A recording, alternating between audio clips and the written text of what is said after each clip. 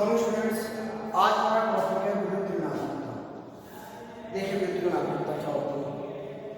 कोई भी बंधित परमाणु जैसे ए और बी, इनके बीच में क्या है, सहसंयोजक बंध है। सहसंयोजक बंध। अभी देखो सहसंयोजक बंध है जो आप जानते हैं, दो इलेक्ट्रॉन से मिलने से बंध बनता है। इन दोनों इलेक्ट्रॉनों को खींचने की प्रवृत्ति क्या कहलाती है, विद्युत ऋणात्मकता कहलाती है। यदि विद्युत ऋणात्मकता बी की ज्यादा है तो बी क्या करेगा, इसको अपनी तरफ खींचेगा। कब, जब बी की विद्युत ऋणात्मकता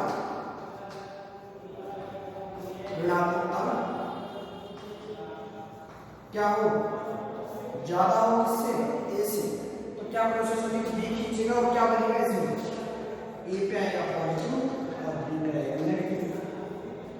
ये हमें पता था कि बी की विद्युत ऋणात्मकता क्या होती है, ज्यादा। यानी आप ये समझिए जिसकी विद्युत ऋणात्मकता ज्यादा उसकी इलेक्ट्रॉन खींचने की प्रवृत्ति उतनी ही ज्यादा होती है, आकर्षित करने की उतनी ही ज्यादा होती है। यदि इसका दृष्ट उल्टा होता है, ए की विद्युत ऋणात्मकता बी से ज्यादा हो तो क्या होगा, इलेक्ट्रॉन कौन खींचेगा, ए, तो क्या बनेगा, ए नेगेटिव प्लस बी पॉजिटिव।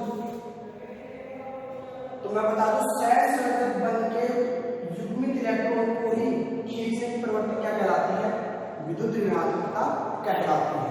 बहुत शॉर्ट में जो इलेक्ट्रॉन अपनी तरफ खींचते हैं उसको हम क्या कहेंगे, उसकी विद्युत ऋणात्मकता ज्यादा है, जो नहीं खींच पाता है इसके अंदर उसकी विद्युत ऋणात्मकता क्या है, कम है। आगे देखिए,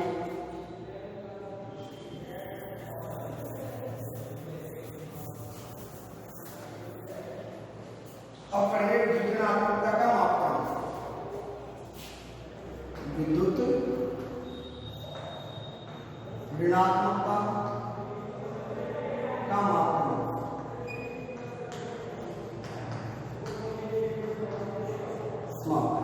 देखो अलग अलग साइंटिस्ट है, उन्होंने अपनी स्केल में किस प्रकार विद्युत ऋणात्मकता का मापन कर सकते हैं, वो क्या बताया, अलग अलग साइंटिस्ट ने अपने अलग अलग तरीके से बताया कि वो किस तरीके से विद्युत ऋणात्मकता का मापन कर सकते हैं। तो सबसे पहले है पॉलीग्राफ।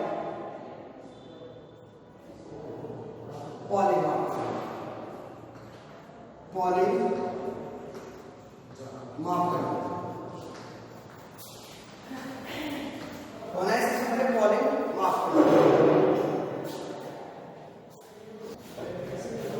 तो देखो सबसे पहले है पॉलिंग का फॉर्मूला दिया है XA minus XB is equal to 2.308 0.208 और क्या दिया, डेल AB। ये फॉर्मूला स्केल है कैलकुलेट करने का पॉलिंग ने। उन्होंने बताया कि इस फॉर्मूले से आप क्या कर सकते हो, विद्युत ऋणात्मकता ज्ञात कर सकते हो। एक्स क्या था, ए की विद्युत ऋणात्मकता,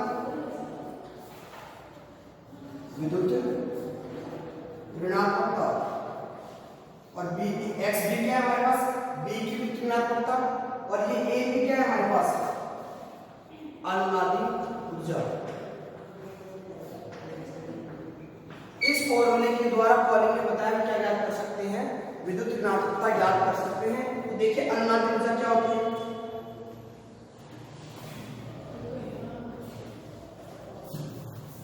अनुनादी ऊर्जा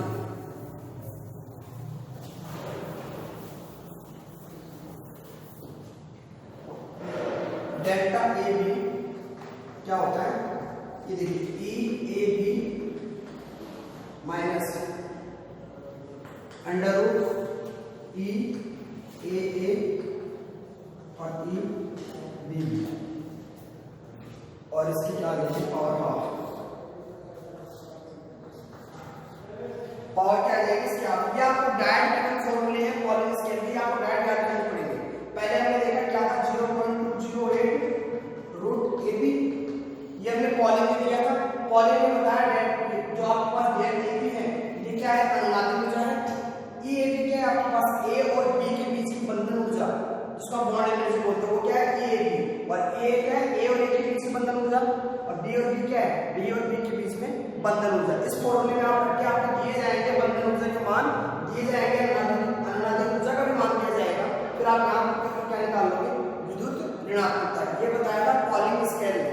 आगे चले, पॉलिंग स्केल के बाद में हम आते हैं मूल्यांकन स्केल। डायरेक्ट फॉर्मूले की स्केल नहीं आती। जैसे आप स्केल में मेजर क्या करते हो, स्केल में आप इंच और सेंटीमीटर में मेजर करते हो, 1 2 3 4 5 6 7 15 तक आती है आपकी स्केल में, छोटे स्केल में। वैसे इन्होंने भी अपनी अपनी स्केल दी थी, उस स्केल के अकॉर्डिंग आपको क्या करना होता है, विद्युत ऋणात्मकता कैलकुलेट करनी होती है। दूसरा देखिए मूल्यांकन मापदंड, मूल्यांकन मापदंड। देखो मूल्यांकन मापदंड में इन्होंने क्या कहा, जो विद्युत ऋणात्मकता होती है, विद्युत ऋणात्मकता वो आपके आयन ऊर्जा प्लस इलेक्ट्रॉन लब्धि एंथैल्पी, इलेक्ट्रॉन लब्धि एंथैल्पी,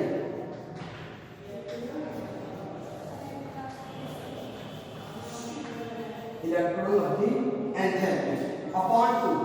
यदि किसी भी परमाणु की अगर आपको आयन ऊर्जा पता है और आपको इलेक्ट्रॉन लब्धि एंथैल्पी पता है, यदि आप उसको 2 से डिवाइड कर देते हो तो आपके पास क्या आ जाती है, विद्युत ऋणात्मकता आ जाती है। किसने बताया हमें, मूल्यांकन ने बताया अपने स्तर में।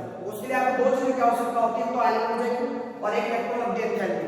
मैंने बताया था आयन ऊर्जा क्या होती है, एक इलेक्ट्रॉन को बाहर निकालने के लिए न्यूनतम आवश्यक ऊर्जा क्या होती है, हमारे पास आयन ऊर्जा होती है। और इलेक्ट्रॉन लब्धि एंथैल्पी क्या थी, एक इलेक्ट्रॉन को ग्रहण करने के लिए न्यूनतम आवश्यक ऊर्जा क्या थी, हमारे पास इलेक्ट्रॉन लब्धि एंथैल्पी थी। इन दोनों का योग करके क्वेश्चन क्या कर देंगे, हाफ से डिवाइड कर देंगे तो क्या आ जाएगा, हमारे पास विद्युत ऋणात्मकता आ जाएगी। ये हमें बताया मूल्यांकन में।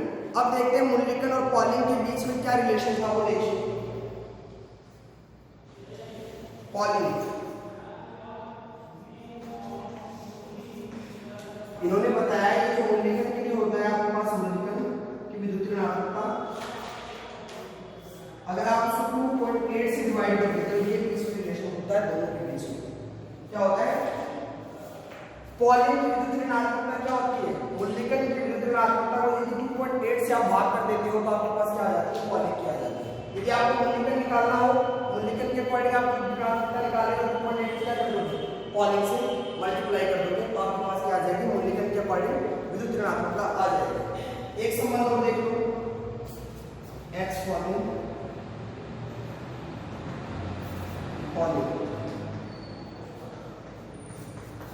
आपके पास ये भी हो सकता है आयन ऊर्जा प्लस इलेक्ट्रॉन लब्धि एंथैल्पी, को शॉर्ट में लिख रहा हूं इलेक्ट्रॉन क्या एंथैल्पी अपॉन 5.6। इसके अकॉर्डिंग आप क्या कर सकते हो, इसके अकॉर्डिंग भी आप विद्युत ऋणात्मकता निकाल सकते हो। कुछ नहीं किया हमने, बात वही थी, इसको क्या कर दिया था, मूल्यांकन की वैल्यू लिखी थी, वहां हाफ हमने देखा था पॉलिंग के अंदर, यहां पर जाएगा डबल हो जाएगा 5.2.8 का 5.6। इसके अकॉर्डिंग आपने देख लिया, मूल्यांकन के अकॉर्डिंग आप क्या कर सकते हो, विद्युत ऋणात्मकता ज्ञात कर सकते हो। दूसरा क्या था, पॉलिंग के अकॉर्डिंग भी आप क्या कर सकते हो, विद्युत ऋणात्मकता ज्ञात कर सकते हो। थर्ड देखो,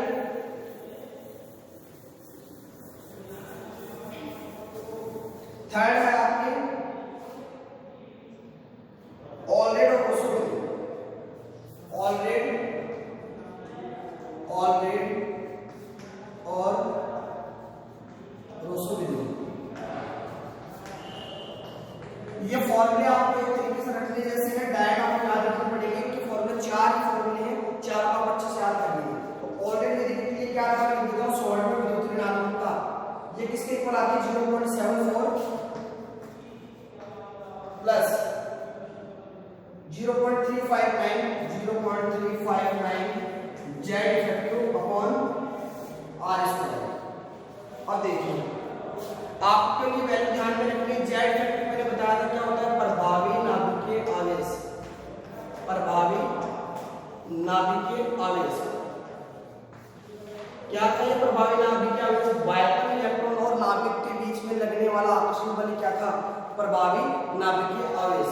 आर स्क्वायर यहाँ पे आपके पास आर क्या है, सहसंयोजक त्रिज्या,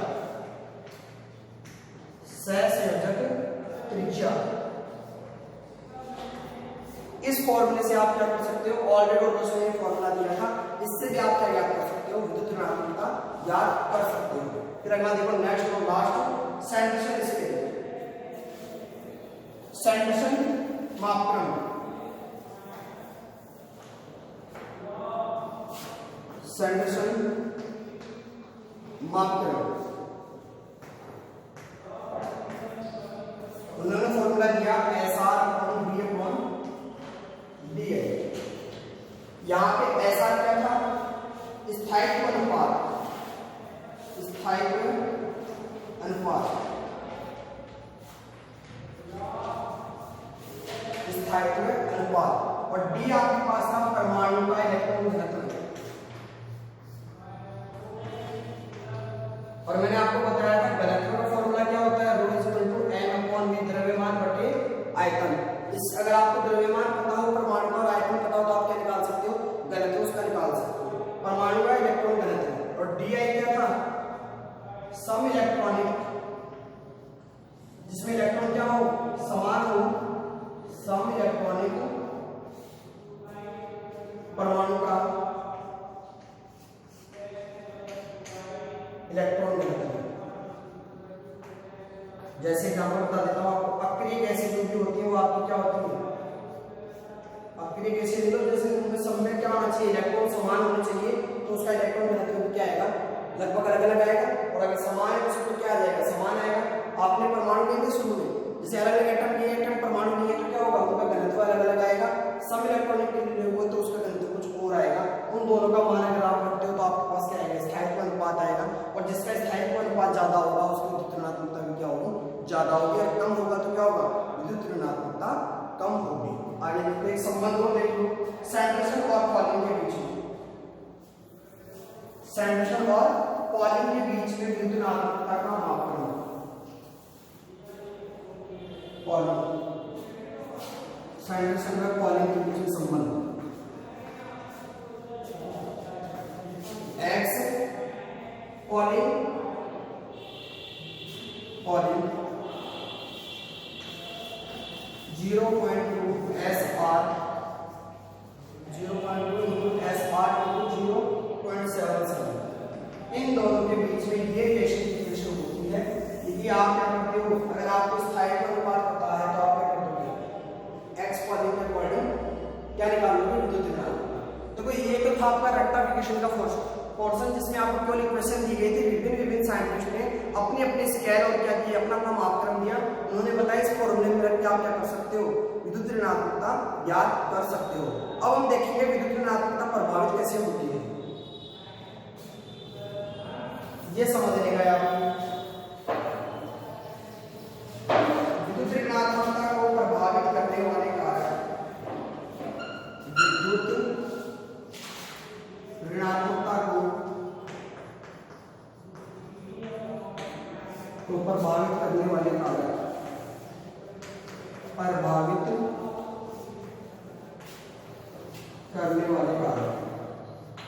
बस आपको ज्यादा याद रखने की जरूरत नहीं, एक लाइन में आपको सारे कारक बता दूंगा, तो आपको ध्यान में रखेंगे। विद्युत ऋणात्मकता, विद्युत ऋणात्मकता क्या होगी, समानुपाती होती है किसके, प्रभावी नाभिकीय आवेश के, प्रभावी नाभिकीय आवेश, जिसको हमने किससे लिखा था, जेड फैक्टर से लिखा था हमने, जेड फैक्टर। और परमाणु आकार क्या होती है, विक्रमानुपाती होती है, परमाणु आकार की विक्रमानुपाती, ऑक्सीकरण अवस्था के समानुपाती, ऑक्सीकरण अवस्था। और लास्ट होता है आपके एक्स कक्षण की भी क्या होती है, समानुपाती। देखो जितने भी आपको प्रभावित करने वाले कारक है, हमने एक लाइन में कुछ नहीं कर दिया। हमने देखा ये विद्युत ऋणात्मकता का मान कब बढ़ेगा, जब प्रभावी नाभिकीय आवेश का मान बढ़ता है तो क्या होता है, विद्युत ऋणात्मकता का मान भी बढ़ता है। जैसे हमने देखा था यहाँ से ऊपर से नीचे जा रहे थे तो क्या हो रहा था, और लेफ्ट टू राइट जा रहे थे तो या तो घट रहे थे या बढ़ रहे थे। लेफ्ट टू राइट जा रहे थे तो क्या हो रहा था, जेड फैक्टर का मान घट रहा था आपके, और नीचे जाने पे क्या हो रहा था, बढ़ रहा था। क्यों, नंबर ऑफ सेल बढ़ते जा रहे थे, घट रहा था और ये बढ़ रहा था। क्योंकि यहाँ के घटने के कारण यहाँ पे क्या हो पा रहा था, परमाणु आकार बढ़ पा रहा था। अगर ये घटेगा तो ये विद्युत ऋणात्मकता क्या होगी, बढ़ेगी। और अगर ये घटेगा तो ये भी घटेगा। फिर हम दूसरी बात करते हैं, परमाणु आकार। हमने देखा था परमाणु का जो आकार था, नीचे जाने पर क्या हो रहा था, आपकी आवर्त सारणी में जब आप ऊपर से नीचे जा रहे थे तो परमाणु का आकार बढ़ रहा था। तो परमाणु का आकार बढ़ता है तो विद्युत ऋणात्मकता क्या हो रही थी, घट रही थी।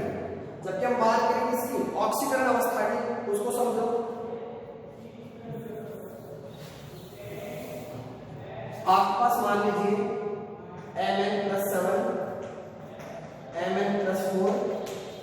Mn+2, ये आपके पास वो परमाणु है, उसके ऊपर ऑक्सीकरण अवस्था किया +7 +4 और +2। अब आपको पता है जैसे जैसे ऑक्सीकरण अवस्था बढ़ती है विद्युत ऋणात्मकता भी क्या होती है, बढ़ती है। ऑर्डर क्या आ जाएगा आपके पास ये। लेकिन अगर हम बात करें ऑक्सीजन की, जैसे O2 -2 O -1, अगर ऐसा दे दिया जाए आपको, अब क्या होगा, -2 वाली विद्युत ऋणात्मकता ज्यादा नहीं होगी, लेकिन अगर आपको पता हो -2 कम होता है किससे, -1 से, तो क्या होगा, ये ऑर्डर आएगा विद्युत ऋणात्मकता का, क्या आएगा, जस्ट रिवर्स। ये था आपकी क्या, ऑक्सीकरण अवस्था के अकॉर्डिंग। यदि ऑक्सीकरण अवस्था बढ़ती है तो विद्युत ऋणात्मकता भी बढ़ती है, अगर ये घटेगा तो विद्युत ऋणात्मकता भी घटेगी। अब हम समझते हैं एक्स लक्षण को, कि एक्स लक्षण क्या होते हैं।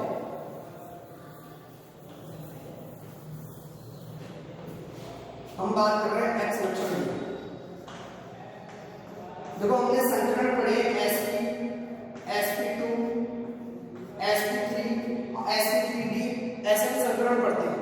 अगर हम बात करें यहाँ पे दो ऑर्बिटल है, s और s कक्षक और p कक्षक है, यानी मैं कह दूं s कक्षक तो कितने 50% और p की कक्षक कितने 50%, दोनों हाफ हाफ है।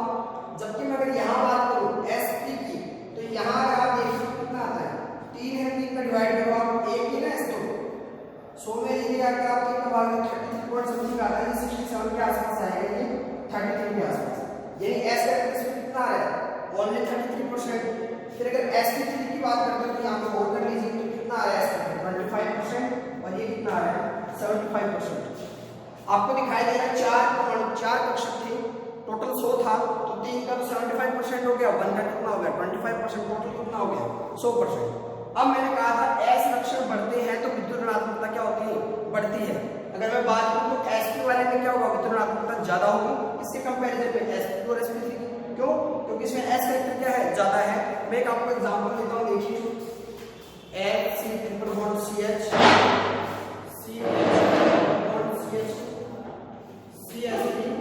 Single bond CH। अब यहां देखिए आप, यहां आपको पता है प्रत्येक कार्बन कैसा है, 4 एटम से जुड़ा है, ये हाइड्रोजन से, ये हाइड्रोजन से, ये CH3 से, तो इसका संकरण क्या है, sp3, यहाँ क्या है, sp3 संकरण है। यहाँ पे देखेंगे तो आपको क्या मिलेगा, sp2 संकरण। क्यों, क्योंकि मैंने बताया था आपको कि सिग्मा बॉन्ड और इलेक्ट्रॉन को आप क्या करते हो, काउंट करते हो, तो ये किसका है, sp2, और यहाँ पे क्या हो जाएगा, sp।